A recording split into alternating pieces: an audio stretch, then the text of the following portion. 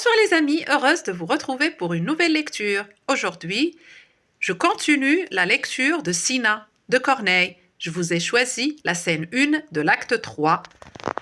Allons-y. Maxime, Euphorbe. Maxime. Lui-même, il m'a tout dit, leur flamme est mutuelle. Il adore Émilie, il est adoré d'elle, mais sans venger son père, il n'y peut aspirer. Et c'est pour l'acquérir qu'il nous fait conspirer. Euphorbe. Je ne m'étonne plus de cette violence dont il contraint Auguste à garder sa puissance. La ligue se romprait s'il s'en était démis, et tous vos conjurés deviendraient ses amis. Maxime. Ils servent à l'envie la passion d'un homme qui n'agit que pour soi, feignant d'agir pour Rome. Et moi, par un malheur qui n'eut jamais d'égal, je pense servir Rome, et je sers mon rival. Euphorbe. Vous êtes son rival? Maxime. Oui, j'aime sa maîtresse. Elle l'est cachée toujours, avec assez d'adresse, mon ardeur inconnue, avant que d'éclater par quelque grand exploit la voulait mériter. Cependant par mes mains je vois qu'il me l'enlève, son dessein fait ma perte, et c'est moi qui l'achève. J'avance des succès dont j'attends le trépas, et pour m'assassiner je lui prête mon bras. Que l'amitié me plonge en un malheur extrême. Euphorbe. L'issue en est aisée, agissez pour vous-même. D'un dessein qui vous perd, rompez le coup fatal, gagnez une maîtresse accusant un rival. Auguste, à qui par là vous sauverez la vie. Auguste, à qui par là vous sauverez la vie, ne vous pourra jamais refuser Émilie. Quoi? Trahir mon ami? Euphorbe. L'amour rend tout permis. Un véritable amant ne connaît point d'amis. Et même avec justice, on peut trahir un traître, qui pour une maîtresse ose trahir son maître. Oubliez l'amitié, comme lui l'est bien fait. Maxime. C'est un exemple à fuir que celui des forfaits. Euphorbe. Contre un si noir dessein, tout devient légitime. On n'est point criminel quand on punit un crime. Maxime. Un crime par qui Rome obtient sa liberté. Euphorbe. Craignez tout d'un esprit si plein de lâcheté. L'intérêt du pays n'est point ce qui l'engage, le sien et non la gloire anime son courage. Il aimerait César s'il n'était amoureux, et n'est enfin qu'ingrat et non pas généreux. Pensez-vous avoir lu jusqu'au fond de son âme?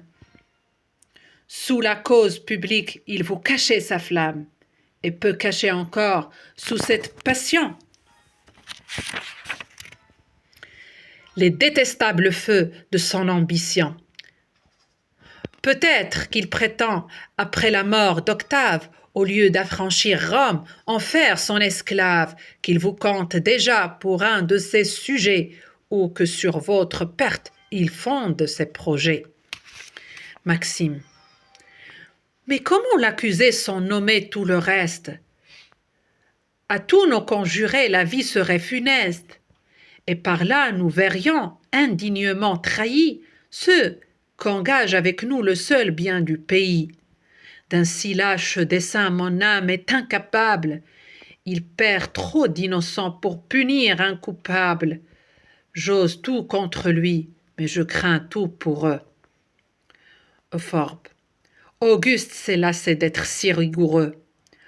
En ces occasions ennuyées de supplices, ayant puni les chefs, il pardonne aux complices. Si toutefois pour eux vous craignez sans courroux, quand vous lui parlerez, parlez au nom de tout. Maxime. Nous disputons en vain, et ce n'est que folie de vouloir par sa perte acquérir Émilie. Ce n'est pas le moyen de plaire à ses beaux yeux que de priver du jour ce qu'elle aime le mieux. Pour moi j'estime peu qu'Auguste me la donne. Je veux gagner son cœur plutôt que sa personne, et ne fais point d'état de sa possession, si je n'ai point de part à son affection. Puis-je la mériter par une triple offense? Je trahis son amant, je détruis sa vengeance, je conserve le sang qu'elle veut voir périr, et j'aurai quelque espoir qu'elle me pût chérir. Euphorbe. C'est ce qu'à dire vrai, je vois fort difficile. L'artifice, pourtant, vous y peut être utile. Il en faut trouver un qui la puisse abuser. Et du reste, le temps en pourra disposer. Maxime.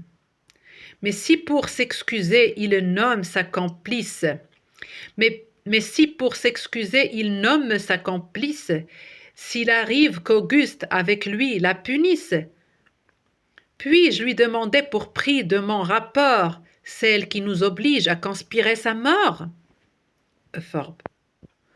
Vous pourriez m'opposer tant et de tels obstacles que pour les surmonter il faudrait des miracles. J'espère toutefois qu'à force d'y rêver.